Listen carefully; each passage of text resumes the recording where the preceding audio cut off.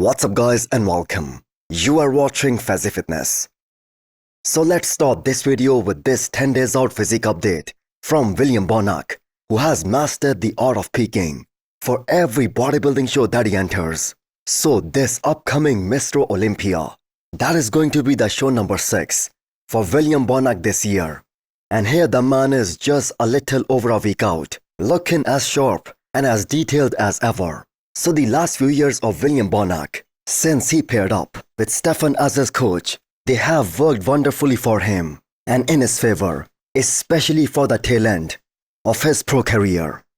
So originally, Bonac was supposed to retire about 2 years back after the Arnold Ohio back in 2023. And just by looking at the way the man has been holding on to all that leg size, all that volume, and with him winning shows and placing so high at all of these shows like the Pittsburgh Pro, the New York Pro, there are no chances of Bonac hanging up his posing trunks anytime soon now.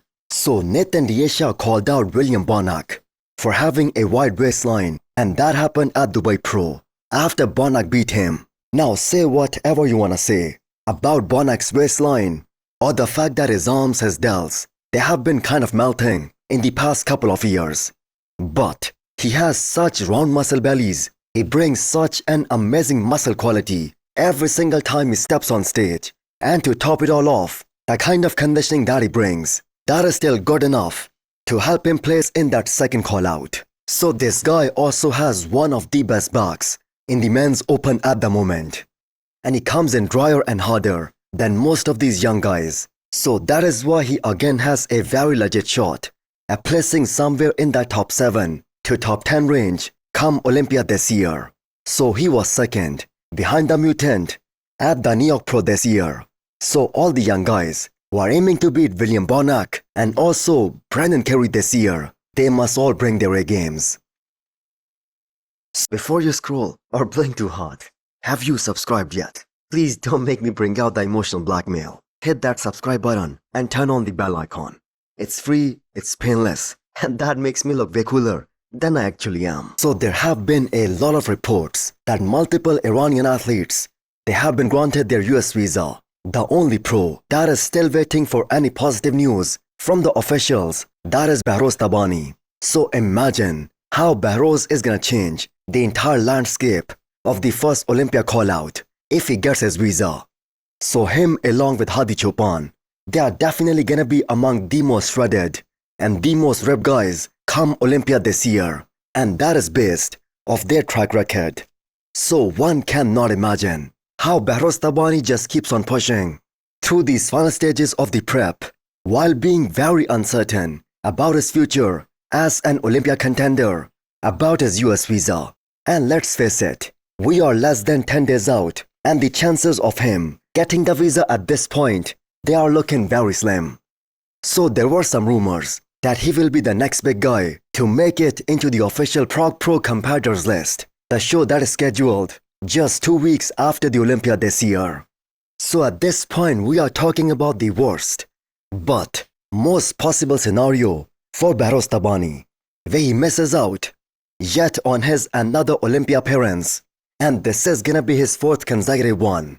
But he can set himself up for an awesome battle with Keon Pearson and Michael Krizo at Prague Pro. So with Hadi Choopan, only 2 years of his pro career, they were wasted, kind of in a sense that he wasn't allowed to travel. But with Behrouz, it has gotten even worse than that. And at some point you have to question that there is something totally non-negotiable for the authorities and the higher-ups to let an athlete into their country when all he wants is to step on the biggest bodybuilding stage and compete with the best of the best. Next up, we have a 10 days out physique update from 2 times Arnold champion and 2 times runner-up at the Olympia, Terence Ruffin. So this unique record of winning the Arnold twice, that is only held by Terence Ruffin in classic physique. So he hasn't done the Arnold in many years now, and there is a high likelihood that his name will be there in the official list of next year's Arnold, especially considering the prize money next year. But before that, he's 100% locked in to fight for this Olympia title in 10 days time. So you will not find a single prediction out there in which Terrence's name isn't in that top 3 at the very least.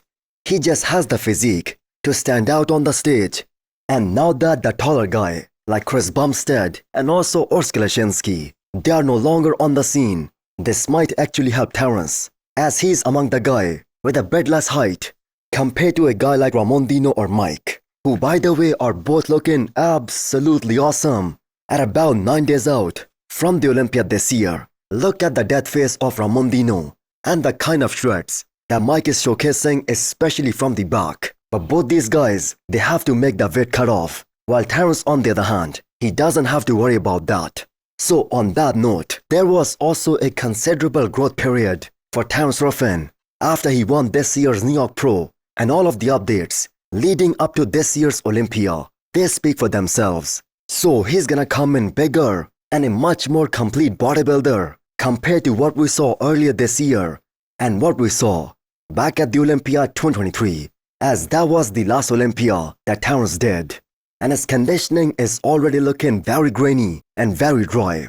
So the interesting thing about this year's Classic Physique Olympia is that if we talk about the potential top 3, Mike, Terrence and Ramondino, they all have beaten each other at one point in their careers.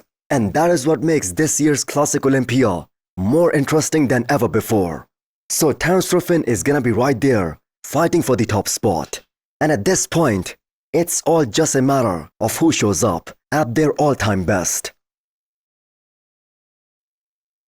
Next up, we have a 10 days out physique update from Jordan Hutchinson, the wild card, probably the dark horse, coming into this year's Olympia, which by the way is gonna be his Olympia debut. So have a look at his back double biceps. Fibers literally everywhere. Probably the only guy in this year's Men's Open Olympia lineup who will have glutes as shredded as Derek Lunsford. So just by looking at the transformation that Jordan made in the past 1 year, it's kind of safe to say that he has been one of the most improved up-and-coming bodybuilders in the Men's Open class. And even from Texas Pro, which was his last show this year, he seems to have improved tremendously from that point too. So Jordan's quads from the front, they have a very good shape. His delts and arms, they are looking a lot thicker, a lot rounder, and that makes his side shots a lot more competitive. So the one thing that is missing, that is the wow factor, which by the way is something that matters a lot, especially on a big stage like the Olympia. Now we know he has set up pretty high expectations for his Olympia debut, and that is in terms of his placings, and rightfully so. He has been doing everything right, putting on muscles in all the right areas, but also making sure that his waistline, that stays tight, because that is also something that we have seen on Jordan, that lower abdominal distension. He has to make sure that that is all under control. So one big advantage that Jordan has over some of these other younger guys is the fact that he has developed a very dense look and a very 3D look to his muscles at such a young age. Because for those of you guys who do not know, this guy is only 28 years old, and if he keeps on growing like that, he is 100% a first Olympia call-out guy, if not next year, maybe the year after that. So hit the thumbs up button if you like the video, and smash the subscribe button if you wanna come back for more. Thanks for watching.